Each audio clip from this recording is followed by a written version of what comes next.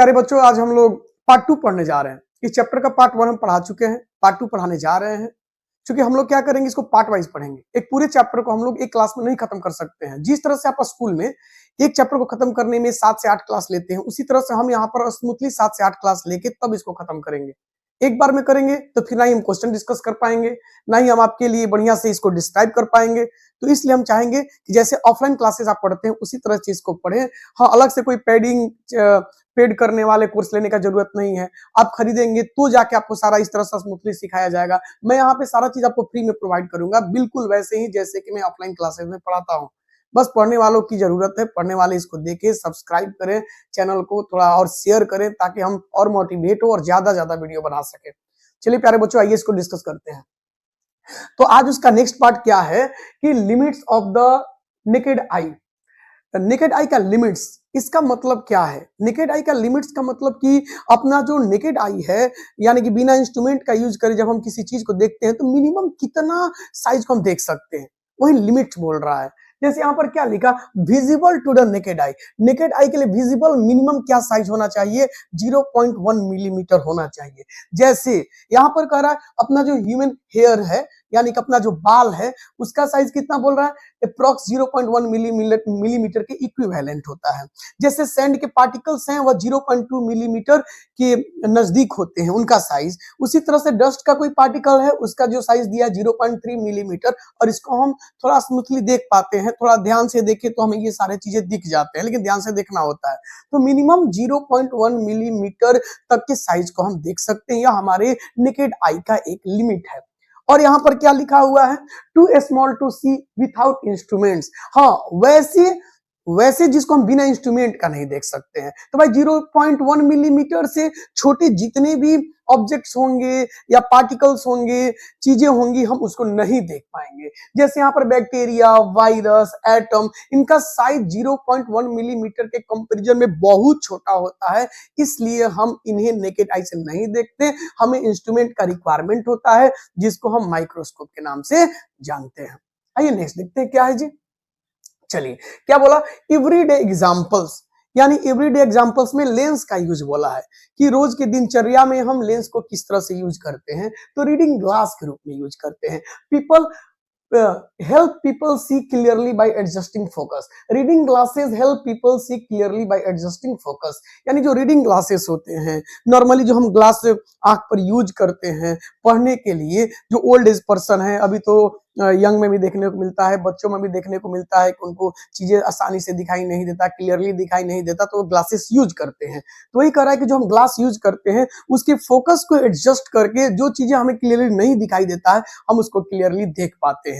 जैसे कि यहाँ पर कह रहा है कि एक पेपर को एक पर्सन के द्वारा पढ़ा जा रहा है, तो यह क्या करता है? पेपर को एडजस्ट करता है। तो एक्चुअल में वह पेपर को एडजस्ट नहीं करता, वह ग्लास के फोकस को एडजस्ट करता है। और जैसे ही ऑब्जेक्ट्स उसके फोकस के अंदर आता है तो हमें क्लियरली दिखाई देने लगता है। और जब क्लियरली दिखाई देने लगता है तो हम उस पोजीशन पे पेपर या अखबार या न्यूज़पेपर को रख के पढ़ना शुरू कर देते हैं। तो रीडिंग ग्लासेस का यूज हम लोग क्या करते हैं? जनरल रोज के दिनचर्या में जो ग्लासेस होते हैं उनका यूज हम पढ़ने में करते हैं। यहाँ पर कह रहा है मैग्नीफाइंग ग्लास। मैग्नीफाइंग ग्लास का यूज कहाँ करते हैं? Magnifying glass makes objects appear larger for better observation. कोई चीजें हैं जो हमें आसानी से दिखाई नहीं देता, बढ़िया से दिखाई नहीं देता, हमें थोड़ा उसको बड़ा करके देखना होता है, तो हम वहां पर क्या करते हैं? मैग्नीफाइंग ग्लास का यूज करते हैं और चीजों को थोड़ा बड़ा करके देखते हैं कि इसमें क्या क्या चीजें हैं, इसको कितना क्लियरली देखा जा सकता है। नेक्स्ट आगे देखते हैं जी। क्वेश्चन है, how do reading glasses help people see better? How do reading glass help people see better? Reading glasses people को कैसे मदद करता है बढ़िया से देखने में? Reading glass help by correcting focus, making objects appear clear. Reading glasses जो है वह क्या करता है? फोकस को एडजस्ट करने पे ऑब्जेक्ट्स को क्लियर दिखाने का काम करता है। नेक्स्ट क्वेश्चन क्या है, how does magnifying glass help us? Magnifying glass हमें कैसे हेल्प करता है? तो a magnifying glass makes small objects appear larger, helping us observe them easily. इनसे क्या होता है? हम चीजों को बड़ा करके देखते हैं और इनसे हम चीजों को क्या करते हैं? इजिली, आसानी से देख पाते हैं, वैसे चीजों को जो हमें नेकेड आई से नहीं दिखाई देता। नेक्स्ट क्या टॉपिक लिखा गया है?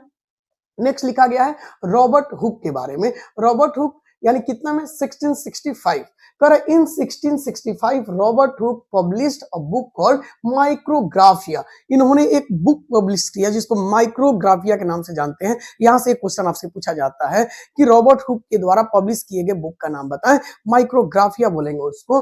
ही drew pictures of tiny objects seen through a microscope. Robert Hooke ने अपने माइक्रोस्कोप में जो भी छोटे छोटे चीजों को देखा, ऑब्जर्व किया, उन सारे चीजों के स्ट्रक्चर्स को इन्होंने अपनी इस बुक में ड्रॉ किया, इसको दिखाया, जिसमें से एक सेल भी था। सेल को भी इसने इस बुक में ड्रॉ किया था। चलिए जी, in 1665 Robert Hooke published a book called the Micrographia. इसमें याद रखना है जी। Hooke's microscope. Hooke's microscope. Hooke used a microscope that could magnify 200 to 300 times. इनके द्वारा जो माइक्रोस्कोप यूज किया गया था, रॉबर्ट हुक के द्वारा जो माइक्रोस्कोप का यूज किया गया था, उसका मैग्नीफाइंग का पावर कितना था? 200 और 300 टाइम्स। कहने का मतलब कि अगर आपके पास कोई ऑब्जेक्ट है जिसका साइज 1 मिलीमीटर है, तो यह उसको बढ़ा के 200 मिलीमीटर या 300 मिलीमीटर तक करके आपको दे सकता है, जिसको आप बड़ा करके देख सकते हैं। तो यानी यह इमेज के साइज को, सॉरी, ऑब्जेक्ट के साइज को कितना गुना बढ़ा दिया?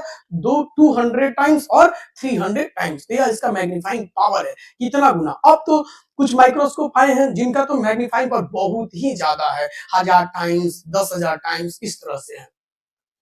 तो इसको याद रखना है कि रॉबर्ट हुक का जो माइक्रोस्कोप था, उसका मैग्नीफाइंग पावर कितना था, वो ऑब्जेक्ट के साइज को कितना गुना बड़ा करके दिखा सकता है? तो 200 गुना या 300 गुना। चलिए जी, हु डिस्कवर्ड सेल्स? किसने सेल को डिस्कवर्ड किया? तो हम यहाँ पर क्या बोलेंगे? Robert Hooke discovered the cells. अगला क्या है? In which year were cells discovered? किस साल में सेल को डिस्कवर्ड किया गया था? 1665 बाय रॉबर्ट हुक। क्वेश्चन जरूर डिस्कस करना है, हमें क्वेश्चन जरूर डिस्कस करना है। Name the book written by Robert Hooke. Robert Hooke के द्वारा लिखे गए बुक का नाम बताएं। The name of the book is Micrographia. इनके द्वारा लिखे गए बुक का नाम क्या है? माइक्रोग्राफिया है। In which book did Hooke describe cells? अपने किस बुक में रॉबर्ट हुक ने सेल्स को डिस्क्राइब किया? किस बुक में? तो Hooke described cells in his book Micrographia. Questions नहीं डिस्कस करेंगे, पढ़ने का कुछ फायदा नहीं। हम लोग अगर पढ़ रहे हैं तो टॉपिक वाइज क्वेश्चन डिस्कस करते रहें, सारा चीज क्लियर होता जाएगा। अगर आप पॉसिबल है तो घर पे नोट्स बनाएं। अब हम जितना पढ़ा रहे कम से कम उसका नोट्स बनाते जाएंगे तो एक सुंदर सा नोट्स बन जाएगा। आप उसको बार बार वीडियो मेरा देख सकते हैं, उसको पढ़ सकते हैं, सारा चीज दिमाग में जाकर लॉक हो जाएगा और आप मेरी तरह खड़ा होकर पढ़ा भी सकते हैं। पढ़ा सकते हैं कब? जब चीजें दिमाग में रहेगा तब। चलिए जी, what instrument did Robert Hooke use? Robert Hooke ने किस इंस्ट्रूमेंट का यूज किया? Robert Hooke used a compound microscope. How many times could Hooke's microscope magnify objects? वही कह रहा है कि रॉबर्ट हुक का जो माइक्रोस्कोप है वो चीजों को कितना गुना बढ़ा के दिखा सकता है। His microscope could magnify objects about 300 times. मैंने लिखा 30 टाइम्स और इसको 300 times.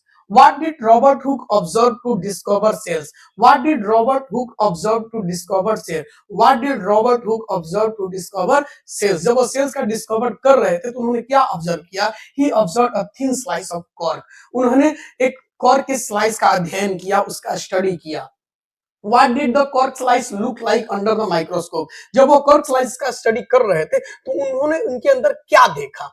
It looked like a honeycomb with many small compartments. उन्होंने उसके अंदर honeycomb structures को देखा जिसमें बहुत छोटे-छोटे compartments थे। मधुमक्खी के छाते को देखा जिसके अंदर बहुत छोटे-छोटे compartments थे और इसी छोटे-छोटे compartments को बाद में इन्होंने क्या कहा? Cell. What name did Hooke give to the small space in the cork के अंदर देखे गए छोटे-छोटे स्पेस कंपार्टमेंट को रॉबर्ट हुक ने क्या नाम दिया? He called the small spaces cells. छोटे-छोटे कंपार्टमेंट को उन्होंने सेल कहा। Who first used the word cell? सबसे पहले सेल वर्ड का यूज किसने किया? सबको मालूम है किसने किया? Robert hook. First used the word cell. चलिए जी, our eyes can see objects only up to a certain, इसमें से क्या होना चाहिए? Certain small size. Small size, option C सही होना चाहिए। Objects smaller than the limit of the naked eye can be see without the help of, यानी वह ऑब्जेक्ट जो कि हमारे आंख की लिमिट से भी छोटा साइज का हो, उसको हम किसके माध्यम से देख सकते हैं? Microscope, option B. What is meant by the limit of the naked eye? What is meant by the limit of the naked eye? Naked eye का लिमिट का मतलब क्या है? eyes cannot see big objects, eye can see all objects, eyes can see only up to a certain small size। तो option क्या होगा? C. सही option क्या है? Option C. चलिए जी, reading glasses help people to see clearly by, reading glasses help people to see clearly by, reading glasses help people to see clearly by. Reading glasses जो है people को दिखने में मदद करता है। कैसे? कैसे? एडजस्टिंग फोकस, जब हम उसके फोकस को एडजस्ट करते हैं और वह जो ऑब्जेक्ट है वह फोकस के अंदर आ जाता है, उसका बड़ा इमेज बनने लगता है और हम उसको देख पाते हैं। अब magnifying glass helps us by, अब magnifying glass helps us by, magnifying glass हमें मदद करता है कैसे? Making objects darker, making object smaller, making objects larger. सही option option C, making objects larger. अब magnifying glass is used to observe, magnifying glass का use किया जाता है क्या? ऑब्जर्व करने में। अब very big objects, very small objects, very small objects. सही ऑप्शन है option B, very small objects. Who publish the book Micrographia, Micrographia book को किसने पब्लिश किया? तो हम क्या बोलेंगे? रॉबर्ट हुक ने पब्लिश किया। चलिए जी, बहुत बढ़िया। In which year was Micrographia published, किस ईयर में इसको पब्लिश किया गया था? 1665 में रॉबर्ट हुक के द्वारा। Robert Hooke drew pictures of, इन्होंने किस पिक्चर्स को अपने बुक में ड्रीव किया? Tiny object seen through the microscope, इन्होंने अपने माइक्रोस्कोप से जिन जिन छोटे छोटे चीजों को देखा उसके इन्होंने स्ट्रक्चर्स को इसके अंदर ड्रीव किया। Hook used a microscope that could magnify about 10 to 20 times, 50 to 100 times, 200 to 300 times। Option C, option C. चलिए जी, Hooke's microscope was more powerful than the telescope, naked eye, camera, mirror. सही option है naked eye. Naked eye के comparison में naked eye के comparison बहुत ज्यादा powerful था। Which instrument helps us see very tiny objects clearly? सबसे माने बहुत छोटे ऑब्जेक्ट को क्लियरली देखना है तो हमें कौन मदद करता है भाई? माइक्रोस्कोप मदद करता है। कौन मदद करता है? माइक्रोस्कोप। चलिए जी, खत्म हो गया जी। तो ये पार्ट 2 था। इसी तरह से हम रोज थोड़े थोड़े कर करके क्वेश्चंस के साथ डिस्कस करते जाएंगे। आप भी थोड़े थोड़े करके पढ़ते जाएंगे और एनसीईआरटी को जरूर पढ़ेंगे। मैं इसको एनसीईआरटी के अकॉर्डिंग ही सारे पॉइंट्स को यहाँ रख रहा हूँ और डिस्कस कर रहा हूँ। वो भी नया बुक जो लॉन्च हुआ है क्यूरिसिटी में, उसको पढ़ा रहा हूँ, पिछला बुक नहीं पढ़ा रहा हूं और हम लोग इसी तरह से पढ़ते जाएंगे। प्लीज आप इसको शेयर करें और इसको बार बार पढ़ें, दोस्तों से डिस्कस करें, बताएं कि चैनल है जहां पे फ्री ऑफ कॉस्ट पढ़ाया जा रहा है। आप पेड कोर्सेस लेंगे, पैसा दे के लेंगे तो भी ऐसा नहीं पढ़ाया जाएगा, देगा लेकिन इस तरह का पढ़ाई नहीं मिले तो क्यों पैसा दे? आप फ्री में पढ़े चीजों को एकदम जैसे आप ऑफलाइन क्लासेस में पढ़ते हैं वैसे पढ़ना है यहाँ पे। चलिए बाय।